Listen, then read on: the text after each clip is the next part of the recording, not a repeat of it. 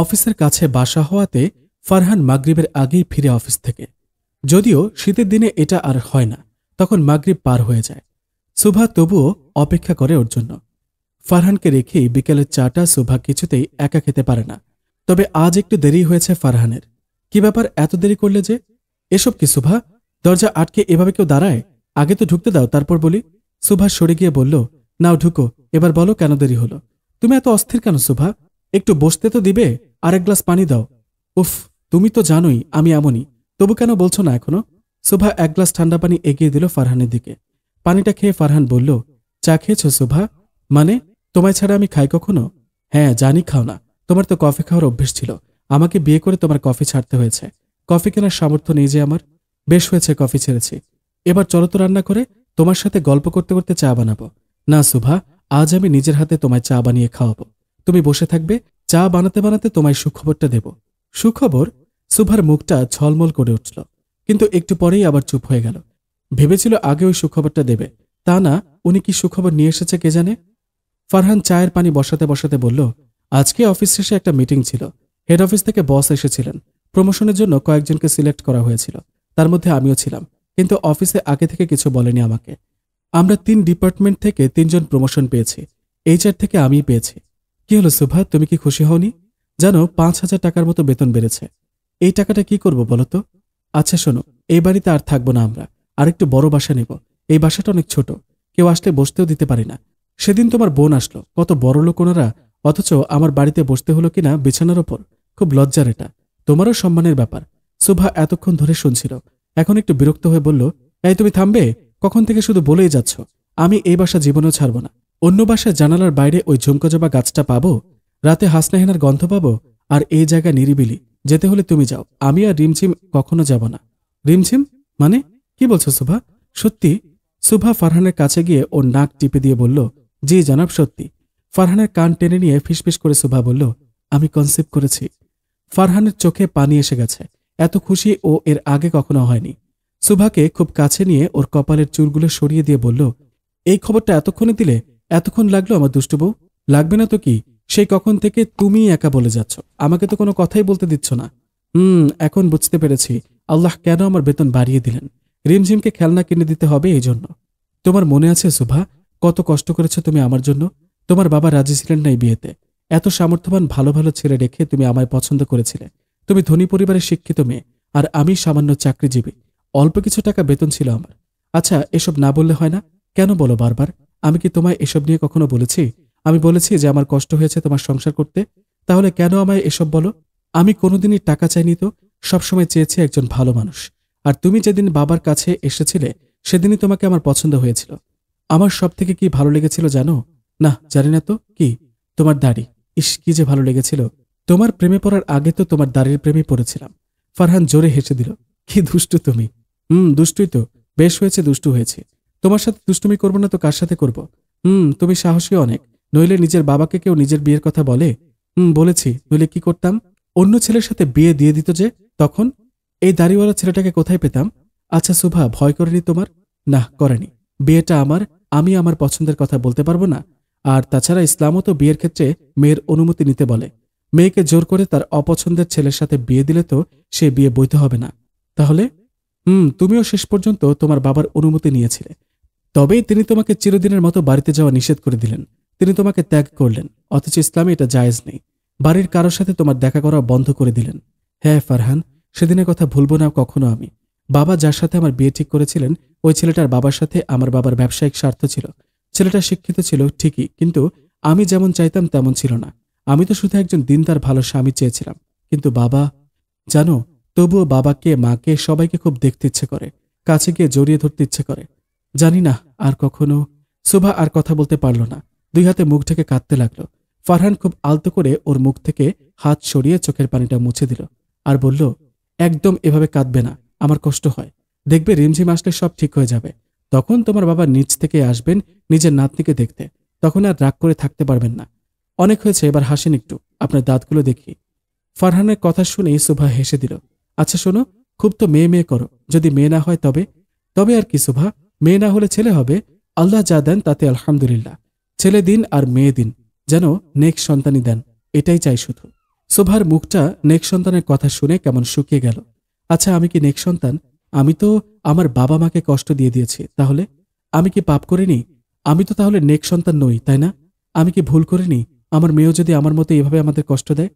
ফারহান এবার খুব স্পষ্ট করে বলল, না শোভা, তুমি কোনো পাপ করনি, তুমি অন্যায় করনি। দেখো, তোমার বাবা যার সাথে বিয়ে ঠিক করেছিল তার সাথে বিয়েটা হলে তুমি তোমার ধর্মই ঠিকমতো পালন করতে পারতে না। ওরা ধর্মের থেকে কালচার বেশি মানে, আর সেটা তোমাকেও করতে হতো। যদি করতে না চাইতে তাহলে তার সাথে তোমার মনোমালিন্য হতো, পরিণতি ডিভোর্স হতো। এখানে তোমার অমত করার যথেষ্ট কারণ ছিল। সহিহ বুখারী হাদিসে এসেছে, কোনো বিধবা বা কোনো কুমারী মেয়েকে তার অনুমতি না নিয়ে বিয়ে দেয়া নিষেধ। আব্দুল্লাহ বিন আব্বাস রাদিয়াল্লাহু তাআলা আনহু থেকে বর্ণিত, রাসূলুল্লাহ সাল্লাল্লাহু আলাইহি ওয়াসাল্লাম ইরশাদ করেন, মেয়ে তার ব্যক্তিগত বিষয় অভিভাবকের চেয়ে বেশি হকদার। সহিহ মুসলিম শরীফের হাদিস নম্বর 1421। হযরত বুরাইদা রাদিয়াল্লাহু তাআলা আনহু থেকে বর্ণিত, তিনি বলেন, একবার এক মহিলা রাসূল সাল্লাল্লাহু আলাইহি ওয়াসাল্লামের কাছে এসে বলল, আমার পিতা আমাকে তার ভাতিজার সাথে বিয়ে দিয়েছে যাতে তার মর্যাদা বৃদ্ধি পায়। তখন রাসূল সাল্লাল্লাহু আলাইহি ওয়াসাল্লাম বিষয়টি মেয়ের ইখতিয়ারের উপর ন্যস্ত করেন, অর্থাৎ ইচ্ছা করলে বিয়ে রাখতেও পারে, ইচ্ছা করলে বিয়ে ভেঙে দিতে পারে। তখন মহিলাটি বললেন, আমার পিতা যা করেছেন তা আমি মেনে নিলাম। আমার উদ্দেশ্য ছিল মেয়েরা যেন জেনে নেয় যে বিয়ের ব্যাপারে পিতাদের চূড়ান্ত মতের অধিকার নেই। সুনানে ইবনে মাজাহ 1874। সুভা এতক্ষণ ফারহানের কথা শুনছিল মন দিয়ে। ফারহানকে থামিয়ে দিয়ে বলল, কিন্তু আয়েশা রাদিয়াল্লাহু তাআলা আনহা থেকে বর্ণিত, রাসূল সাল্লাল্লাহু আলাইহি ওয়াসাল্লাম বলেছেন, যে মহিলাকে তার অভিভাবক বিয়ে দেয়নি তার বিয়ে বাতিল, তার বিয়ে বাতিল, তার বিয়ে বাতিল। তিরমিজি শরীফের হাদিস। হ্যাঁ, অবশ্যই শোভা, কিন্তু তোমার বিয়েতে তো তোমার বাবার অনুমতি ছিল। বাড়ির অন্যরাও প্রথম থেকে কোনো আপত্তি করেনি, শুধুমাত্র উনি ছাড়া। উনি তো শেষে মত দিয়েছেন। মেয়ের অনুমতি ছাড়া বিয়ে দেয়া অনুচিত, তার মানে এই না যে কোনো মেয়ে সুদখোর, জুয়াখোর, চরিত্রহীন কাউকে পছন্দ করে ধরে নিয়ে আসলো আর অভিভাবক নাচতে নাচতে বিয়ে দিতে রাজি হয়ে যাবে। বেশিরভাগ মেয়ের বাবাগণ মেয়ের বিয়ের সময় যেটা দেখেন সেটা হলো ছেলের সম্পত্তি আছে কিনা, ছেলের না থাকলেও ছেলের বাপের আছে কিনা, কারণ বাবার সম্পত্তি একসময় ছেলের হবে। অথচ এটা দেখে না যে ছেলে দিনদার কিনা, সৎ চরিত্রের অধিকারী কিনা। একটা মেয়েকে যদি তার বিয়ের ব্যাপারে তার অভিভাবক স্বাধীনতা দেয়, তাহলে মেয়েটিরও উচিত এমন কাউকে বিয়ে করা যে তার ইহকাল এবং পরকাল উভয়টি সাজিয়ে দেবে। ইহকাল সাজানো বলতে টাকা পয়সা দিয়ে সাজানোর কথা বলছি না, ভালোবাসা দিয়ে সাজানোর কথা বলছি। আর যেখানে বিয়ের আগে ছেলে মেয়ের মেলামেশাটাই হারাম, সেখানে একটা মেয়ে নিজে নিজে পছন্দই বা কিভাবে করতে পারে? যদিও আমাদের সমাজের চিত্র ভিন্ন, মা বাবা এবং মেয়ে কারোরই উচিত না পরিবারের দুর্নাম হয় বা দিন পালন করতে পারবে না এমন ছেলে বেছে নেয়া বিয়ের জন্য। অনেক অভিভাবক তো ছেলে মেয়ের কারোর সাথে সম্পর্ক থাকলেই খুশি হন, কারণ বিয়ের জন্য পাত্রপাত্রী দেখার ঝামেলা থাকবে না। কি অদ্ভুত!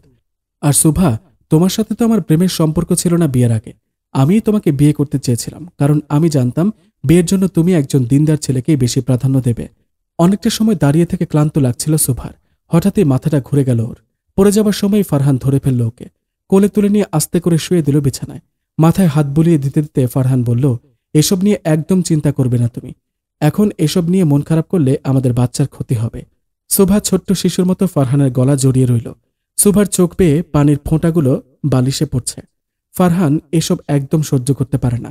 এমন হাসিখুশি মেয়েটাকে এই অবস্থায় দেখলে শোভার বাবার ওপর খুব রাগ হয় ফারহানের। মানুষের এত জেদ কেন থাকবে? মেয়েই তো তার, ক্ষমা করে দেয়া যায় না? আর তাছাড়া শোভা তো কোনো ভুল করেনি, বরং শুধু টাকা আর বংশ মর্যাদা দেখিয়ে বিয়ে দিতে গিয়ে শোভার জীবনটাই নষ্ট হতো। একজন বাবা হয়ে মেয়ের মন কেন উনি পড়তে পারলেন না? ফারহান শোভার শাড়ির আঁচল দিয়ে খুব যত্ন করে চোখ মুছে দিয়ে বলল, এই তোমার কাজল তো লিপটে গেল। দেখো কি গরিব আমি, তোমাকে সস্তা কাজল পরতে হয়। একটা ভালো ওয়াটারপ্রুফ কাজলও আমি তোমায় কিনে দিতে পারি না। কেন আসছিলে আমার কাছে বলো তো? এবার ফারহানের চোখ ভিজে গেল।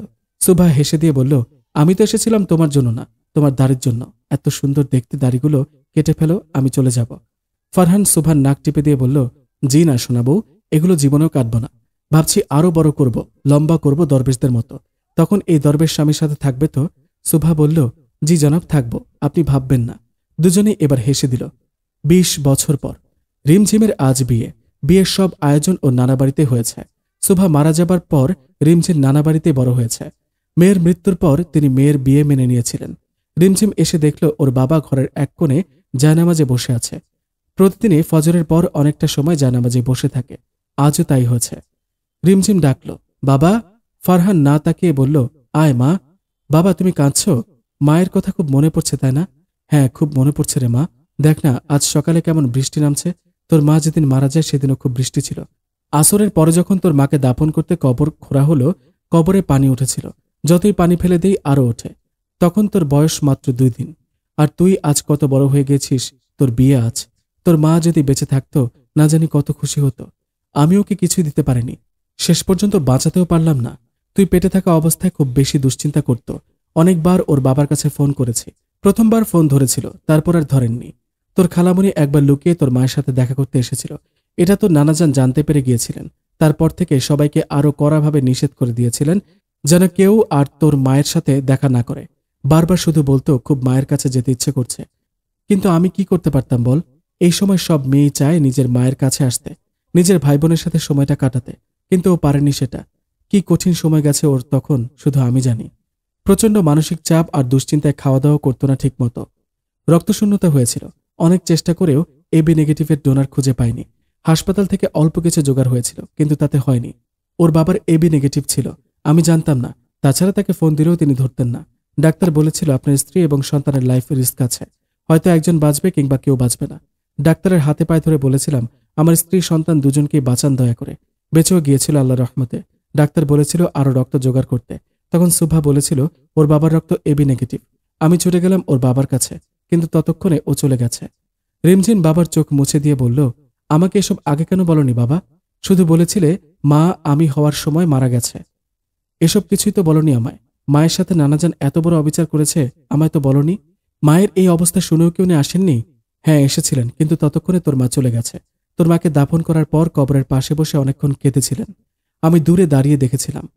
হয়তো উনি ওনার ভুল বুঝতে পেরেছিলেন, কিন্তু তাতে কি, অনেক দেরি হয়ে গেছে। আর আমি তোকে বলিনি, কারণ কখনো শুনলে হয়তো তোর নানার প্রতি তোর ঘৃণা জন্মাতো। উনি কিন্তু তোকে অনেক ভালোবাসেন। তোর মধ্যেই হয়তো উনি ওনার মেয়েকে খুঁজে পান। চলো বাবা, বারান্দায় যাই, বৃষ্টির পানি ছুঁয়ে দেখি। বৃষ্টি আল্লাহর রহমত, বৃষ্টির পানি ছুঁয়ে দেখা সুন্নত। ফারহান জায়নামাজ থেকে উঠে মেয়েকে নিয়ে বারান্দায় গেল। দুজনেই বৃষ্টির দিকে হাত বাড়িয়ে দিল। বৃষ্টির ঠান্ডা শীতল পানি বাবা আর মেয়ের হাত ভিজিয়ে দিল, সাথে মনটাও।